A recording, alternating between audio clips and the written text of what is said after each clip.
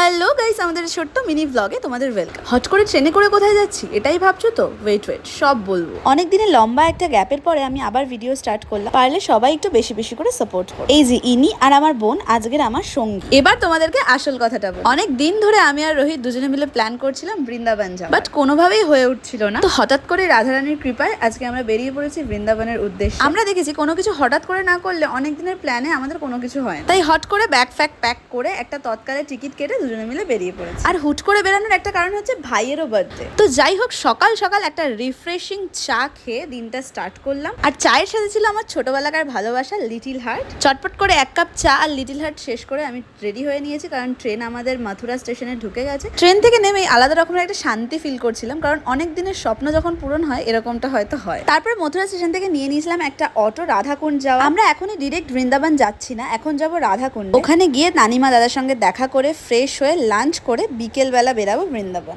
রাধাকুণ্ডে পৌঁছেই ফ্রেশ হয়ে বেরিয়ে পড়েছি রাধাকুণ্ড আর শ্যামকুণ্ড দর্শন করতে। এই যে আমার ডান দিকের কোণটা দেখছো সেটা হচ্ছে রাধাকুণ্ড, আর ওদিকে এগিয়ে বাঁদিকে যে কোণটা সেটা হচ্ছে শ্যামকুণ্ড। আর এই যে সামনে সামনে চলছে মূর্তিমান, ইনি হচ্ছে বার্থডে বয়। এখনো অনেক ভিডিও আছে শেয়ার করার মতন, দেখতে থেকো। ভালো লাগলে লাইক করো আর পেজটা ফলো করো। বৃন্দাবনের টেম্পারেচার খুব হাই, সেই কারণে নিয়ে নিয়েছি এক গ্লাস আখের রস। আমি এখন আখের রসটা খেয়ে নিজেকে শান্ত করে নিই। আর তোমরা যাও গিয়ে চটপট করে ভিডিওটাতে একটা লাইক করে দিও। দেখা হচ্ছে নেক্সট ব্লগে, দেখতে থাকো।